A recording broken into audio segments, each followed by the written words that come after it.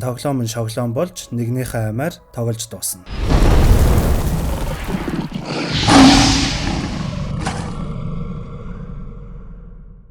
Зяюацхан бамбарнууд минь.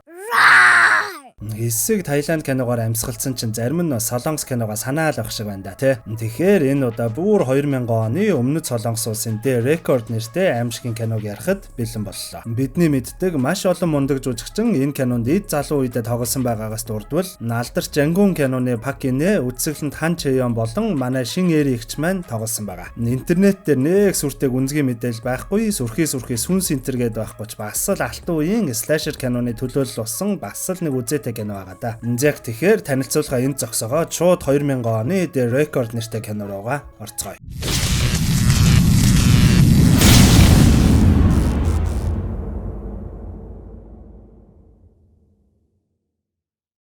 Багшигаа орж ирэхэд өөдөөс нь гуй хасааг ялцуулаад л нэгнийгаа дээрлэхэж мөнгө хураагаад л хэрэг тарьж байгаад сургуулийнхаа сувлагчид дарвайтлаа зодуулаад л ер нь нэлээд бүтэхгүй сургуулийг харуулж буугаар кино маань эхэлнэ. Хичээлийн нэгэн шинэ өдөр эхлэхэд хөөрхий тоос шороо шохоо гэх мэт тоосонцроос харшилдаг маск маань хочтой нэгэн сурагч харшил нь хөдлөөд л ханиалгаж байхад анги болгонд байдаг өнөө ангийн танхаа нөхөр ирээд л дарамтлж гардаг. Бүр цаашлан өнөө танхаач маск маныг цохиж унгаагаад бусад сурагчдтай нийлэн бүр битүү шохооны өрмөг аваад л хамрын цацаад л ёстой л нэг хогийн гараад байгаа юм да. Байдал бүр эвгүүтэх гэж байхад ашгүй манай киноны гол дүрийн Хээжун найз Иммитэйгээ ирэн зогсоож чаддаг. Энэ үеэр ангийн бас нэг бүтэхгүй шалгин нөхөр сургуулийн сувлагчийн өрөөнд орчихсон би халуураад байна тариа хийгээд өг яг энд гээд далдагнаж харагдана. Удалгүй анги таасан багш нь орж ирэн за маргаашнаас зуны амралт чинь эхэллээ те. Зуны сургалтанд суух хүмүүс маргаашнаас ирэн шүү гэхэд сурагчид багшаа энэ маскментай хамт сурахад их хэцүү юм аа гээд шууд илт гадуурхаж харагдана. Ангийн багш нь чөөрхи эн чин харшилчтэй тэр яаж чадахгүй нэгнийгээ бити ингэж бай харин цонхоо онгоолгоод агаар сэлгээ тусалж бай гэж илт өмөрнө. Нийнхүү зуны амралт чиглэж сурагчид зун юу хийхээ ярилцаж зарим нь гадаа гарan сагсдаж байх оронд манай Хээжуны дотны найз Иммин ангийнхаа танхаатай үерхдэг мөртлөө яагаад ч нөгөө байнга дэрлэхүүлдэг бүрэг ичимхээ маскмен дээр очсноо сугдаж аваад л нэрээ бид цөөхөн хідүүлэхнээ манай зуны лагер руу амралтаар явах гэж байгаа хамт явах уу гэж ихэл зүрхээ найрсаг хандаад хамт явахаар болдог. Хөөхий номо залуугийн урд бикини интертэй усанд ороод ёстой л нэг нүдийг нь орой дээр нь гаргах нь тэрдээ. Иммигийн найз залуу болох ангийн танхаа нөхөр ирэх байсан ч уцаа авахгүй вэ нөө гэж ярилцсан цааш лагерын байшин руу алхаж явхад замд нь камер барьчихсан нэг л эвгүй залуучууд их л сонжсон шинжтэй л хараад өнгөрнө. Мань гуравч хоол ундаа хийж идээд сууж байхад гинтэл хаалгыг нь хүн нүдэх ба гайхаад харуул хинч байдаггүй. Хоол ундаа идээд уссан даруухан номо маскмен унтах гээд хэвттэл нөгөө имми орж ирээд нэг л сэлжигтэй нялцгнаж байснаа маскменыг бүр үнсээд л эхлэх ба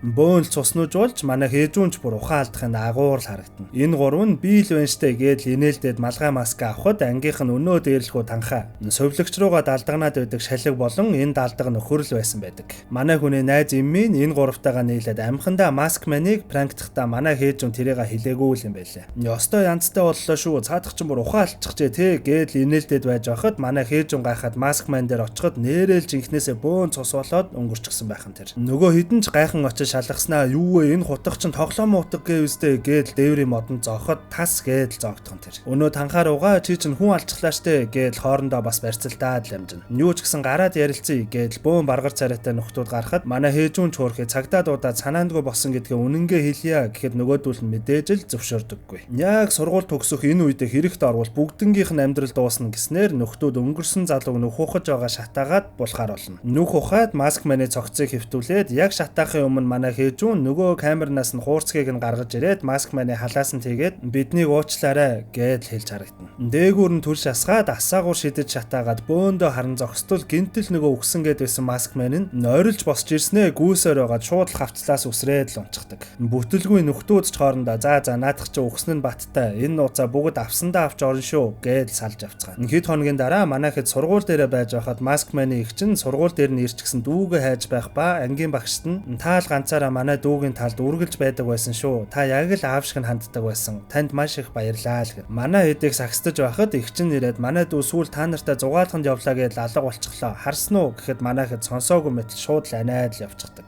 Цаг хугацааж харавсан сум шиг өнгөрч хэдийнэ 1 жил өнгөрсөн байх ба манай хээжүүн гэртээ байж байхад хонхон дуурсан ч хинч хариу өгдөггүй. Төд удалгүй дахиад л хонхон дуурахад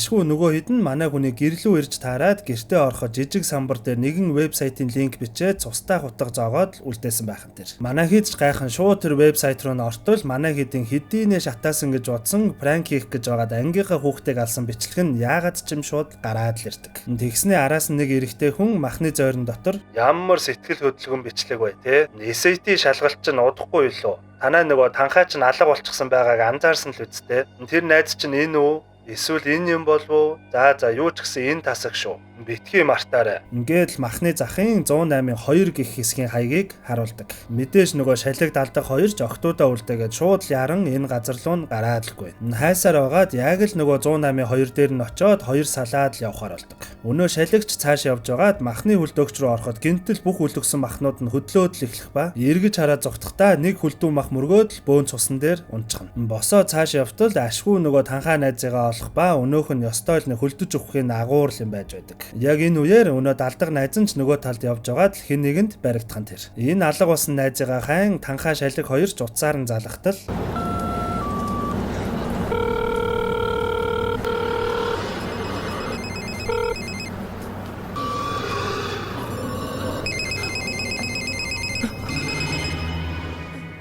Яг sorry манаха дундуур нь дараагийн киногаар ямар кино оруулах вэ гэдэг дээр гяа санал авчээ. Нэгт Өмнөд Солонгос улсын Пак Миньон гихчийн гол дүртэн тоглосон 2011 оны The Cat. Хоёр Таиландын 2008 оны антилог буюу дөрвөн аимшигт үйл явдлын нийлбэр болох Phobia. Гуравт Японы 2005 оны Found Footage төрлийн аимшиг кино болох Noroi The Curse. Мэдээж манахан үзхийг хүсэж байгаа киноныхаа нэрийг яг энэ бичлэгний доор комментээр бичээрэй. За яг буцаад кинонд орцгоё. Нэгийгээ олсон ч нөгөө нэгийгээ алдсан байдалтай буцаад манай хээжүүний гэрт ирээд танхаагаас чи царайг нь харсан уу гэхэд өнөөх нь мэдгүй нэг масктай хүн л байсан. Толгоо руу цохоод би ухаан алчихсан л гэн. Манай хээжүүн ч бүр гайхан юу вэ? Хэдүүлэнгийнх нь алчихсан гэж бодоод байгаа маск маань амьд юм биш үү? Яа харахгүй нүдэн дээр хавцлаас үсэрсэн дээ те гээл манай хэд ярилцаж байгаад юу ч гэсэн гэр гэртээ очиж амархаар болдог. Оройн өнөө шалиг нөхөрч гэртээ ганцаараа байж байхад хэдийнэ гэрт нэг хүн ороод ирчихсэн байх ба нойлын өрөө ороод гараад ирэхэд нь шалан дээр нь бас нэг хутга үлдээгээд л явчихсан байхan тэр. Манай хэд ч маргааш нэрэл маск маань амьд юм байх та гэдэл айл жилийн өмнө үсэрсэн газарт нэрээ цогцыг нь хайтал мэдээж л юу л байх вэ дээ. Бөөндөө машиндаа суугаад буцаад хот руу явж байхад нэг машин учир зүггүй шахаж урд нь нэр зогсноо танхааг уурлаад машинаасаа гарахад шууд хаазлаад л яваад өгдөг.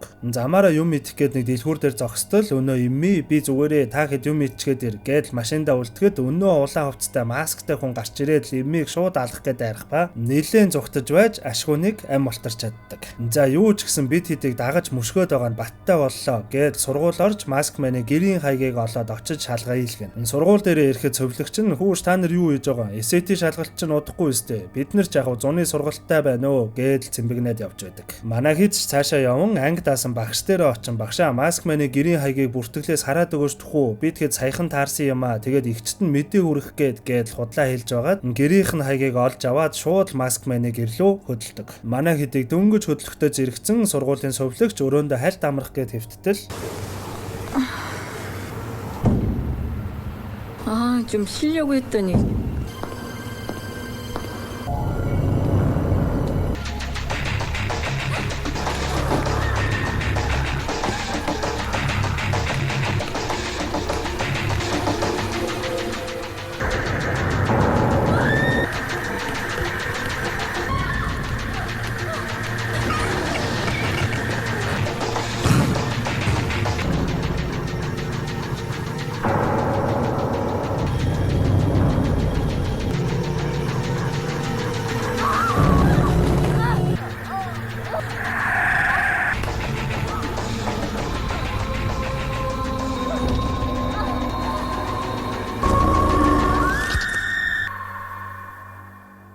Манай хэд Маскманы гэрт нь нэртэл хэн ч хариу өгөхгүй байсан тул шууд хашаагийн даваад бөөндөө яваад ортол гэрт нь асар удаан хүн ороогүй мэтэл нэлээд зузаан тоос татсан байхын тэр. Манай хэд ч үргэлжлүүлэн шалган явсаар Маскманы өрөөнд ортол мань хэдийн анги дээрээ байгаа зургийг тал талаас нь аваад бүр хевлээ тавьчихсан байх ба ширээнийхэн шургуулгыг үзтэл бүр бөөн л шарах хэмжлэх зориулттай маарал биеийн тентэр гараад л ирхэн тэр. "Ээ, энэ Маскман нэрээ өхөөгүй юм биш үү?" гэж гайхаж байтал араас нь Маскманы эгч нь гарч ирээд "Та нар яах гэж ирсэн?" гэж асуухад манай хэд ч бүгд сандралдан "Маскман гэрээсээ зогцсон юм байна лээ. Тэрийг л танд хэлэх гэж ирсэн юм аа. За бид нар ингээд явъя да" гэж баараг л зугтах нь холгүй л гараад гүйдэг. Маскманы гэрээс гараад "Энэ эгч нь л биднийг ангуучлаад байгаа юм биш үү? Нэг л с ижигтэй байна да. Хэдүүлээ салалгүй хамт бай" гэхэд өнөө иммэн "Яа, би хэд хоног гэртээ харьсангүй. Усанд ормоор байна штэ. Ядаж тэгвэл газ сав орчоод ирээ" гэж лаашилж байгаад ганцаараа салаад л явдаг. Манай хэд ч Маскманы эгчийг гэрийнх нь гадаа тагнуултан зогсох ба ганцаараа салан явсан өнөө иммэн саванд байхад нь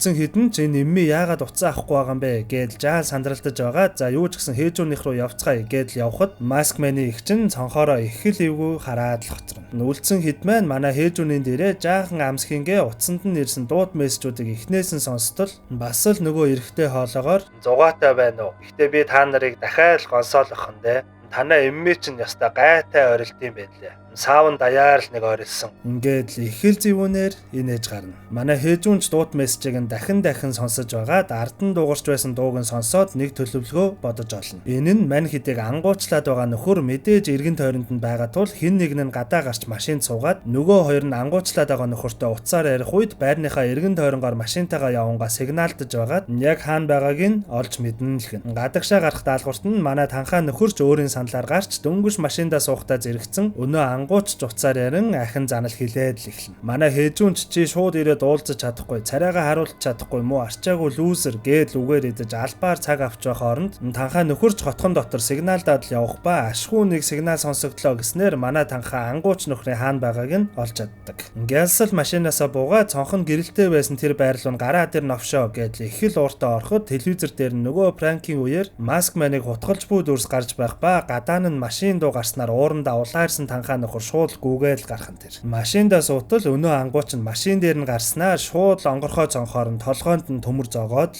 Жижи. Үлдсэн хоёр хүн болох манай Хээжун болон Шалиг хоёр яаран гүйж ирэхэд танхаагийн машин хоосон байх ба өнөө ангууч ахин залгаснаа найзыгаа авмаар байгаа бол яг одоо сургууль дээр ир гэдэл хэлдэг. Ингээд сургууль дээрээ гүн ирэхэд хамаг л хаалгууд нь мэдээж л хаалттай байх ба манай хоёр ангуучийн машиныг олоод газар чирэгдсэн цусны мөрийг нь даган явах үед мэдээж л нөгөө ангууч нь өнөө балиар том хутгаа бариад өөдөөс нь гараад л ирдэг. Манай хоёр ч нилээн зогтож байгаад нэг өрөөнд ортол тэнд байсан телевиз дээр нь савн орохоор явсан эммийн найз нь хэдийнэ өнгөрсөн байдалтай л харагдана. Манай хоёрч бүр шокрон ахин зогтоход хамгийн сонин нь хаа явсан газар нь өнөө улаан хувцастай алуурчин гарч ирээд л байдаг. Зогтож явсаар байгаад нэг ангид ороход өнөө танхаа найз нь хэдийнэ өгсөн байдалтай олдох ба мань хоёр аимшигын кинон дээр гардаг хамгийн тэнэг сонголтыг хийх нь тэр. Тэр нь мэдээж хоёулаа салж явцгаая л гэж солиордог. Шалиг нөхөр явж уцсолоо цагдаа дуутахаар болж манай Хээжун цааш явна нуугдах газар хаа явхад өнөө алуурчин гарч ирсэнд харин ч нэг ёстой сайн үзэн шүү. Шалны модоор нилээн хит зугтахад нөгөө талд нь Шалиг нөхөр яг уцсолоо цагдаа руу ярих гэсэн ч ард нь бас л нөгөө алуурчин. Манай Хээжүнийг нуугдаж байхад өнөө алуурчны Шалиг найзыг нь чирэн орж ирээд маск автал энэ бүхний ард маск маны өнөө ихчин л байсан байдаг. Хоолойгоо эрэхтэй хүн шиг болгож өөрчилдөг төхөөрөмжтэй л байсан байлаа. Энэ мөчийг би ямар удаан хүлээвэ. Шоу одоо л эхлэж байна. Ингээд л заналтайгаар хэлэхэд манай Хээжүнч бид нар албаар дүүгч нь алаагүй штэ осол байсан юм а гэдэл өршөөл гуйсан ч өнөөх нь ямар ч эргэлзээгүйгээр шууд Шалиг найзыг нь алах гэхэд ашгүй өнөө Шалигч нь алуурчин түлхээд хажуу тийшээгээ хамт унахад алуурчин буюу маск маны их чинь нэгэн том шилэн дээр унаад ашгүй нэг өнгөрхөн тэр. Ингээд ашгүй бүх зүйл дууслаа гэд бөөн цагтаас эргэлэгч болж манай хоёр тэр тусмаа өнөө Шалигч нь нилээн бэрцсэн тул түргэний тэрэгт суугаад шууд л эмнэлгийн зүг явхаар болно. Цагдаагийн машин ч араас нь харгалзаж явна. Түргэний тэрэгт явж байхад гинтэл машин донслоод эхлэхэд манай Хээжун гайхаад урагшаага харахад машин жолоодож явж бүх хүн нь бас л улаан хувцастай бөөн л цуснууж болчихсон хүн байхан тэр. Хажууд нь байсан түргэний эмчийг ч гэсэн хэдийн нухаад хайчихсан л байдаг. Тэгснээ тэр алуурчнаа маск автал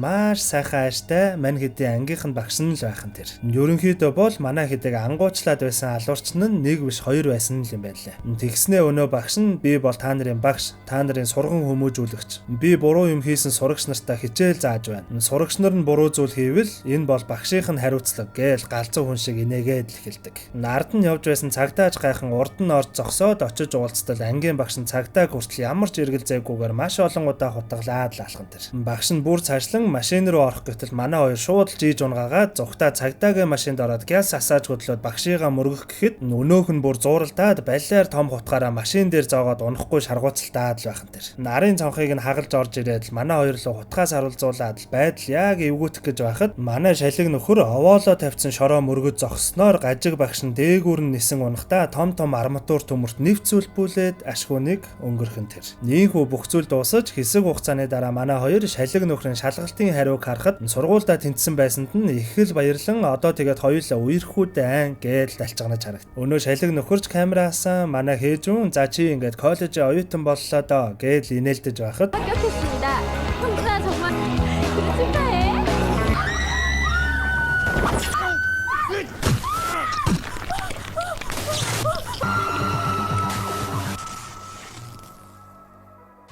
яа заавал бас хүнсч утгар гэлтгүй иймэрхүү ангууч аллах зэрэгтэй слэшер төрлийн киноч бас хаяа гоё шүү те. Яг тэгээд манайхан саяны санал асуулга дээр идэвхтэй саналаа өгөөрэй за. Тэндээс нь харж байгаа дараагийн киногоо алийг нь оруулахаа шийдэж шүү. Тэгээд мэдээж дараагийн кино нэх удахгүй орох тул манайхан юу гэхэ мэдж байгаа штэ те. Сабаа дараад сүсгэлээ сууж байгаарай.